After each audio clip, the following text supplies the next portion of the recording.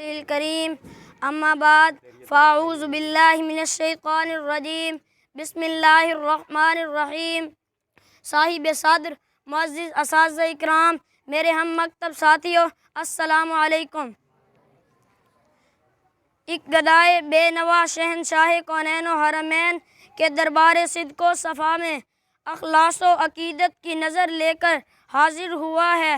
چمنستان بہار میں بارہا روح پرور بہاریں آ چکی ہیں۔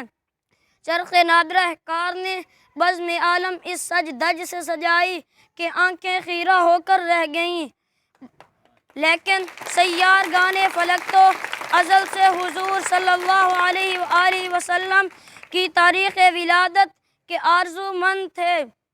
حسن یوسف دم عیسیٰ ید بیضا داری، حسن یوسف دم عیسیٰ ید بیضا داری، آنچہ خوباں ہم دارن تو تنہا داری۔ جناب والا، آج کی رات کیا ہوا؟ ایوان کسریٰ کے 14 کنگرے گر گئے، آتش کدائے فارس بجھ گیا، دریائے ساوا خشک ہو گیا، شوکت روم تھر تھر کانپنے لگی، اور یہ تہذیب زمانہ کے کسرہائے فلک بوس گر گئے۔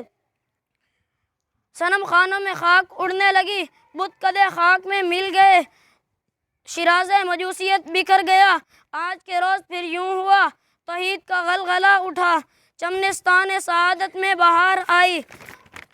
تمام کائنات ارض و سماوی، شمس ہو یا قمر، پہاڑ ہو یا سمندر، اجسام ہو یا ہوا، عالم تحت ہو یا عالم فوق، جس قدر حسن و جمال ہے وہ سب صبغت اللہ کے حسن کے جلوے ہیں۔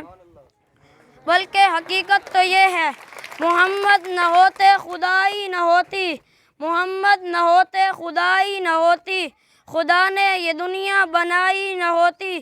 ارشاد ربانی ہے کہ اگر پھیلا ہوا حسن دیکھنا چاہیں تو 18,000 عالم کو دیکھیں، اور اگر سمٹا ہوا شرم و حیا میں ملبوس حسن دیکھنا چاہتے ہو تو جمال مصطفیٰ کو دیکھ لو۔ نبی کریم صلی اللہ علیہ وآلہ وسلم نے فرمایا، من رآنی فقد رأى الحق، جس نے میری زیارت کی اس نے حق کو دیکھا۔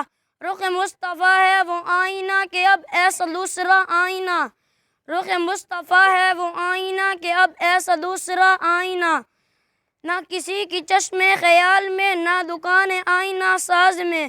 آخر میں صرف یہی کہہ کر اجازت چاہوں گا کہ کہیں انجیل میں لکھے ہیں محامد تیرے، کہیں انجیل میں لکھے ہیں محامد تیرے، کہیں اخلاق کی دیتی ہے گواہی تورات۔ والسلام۔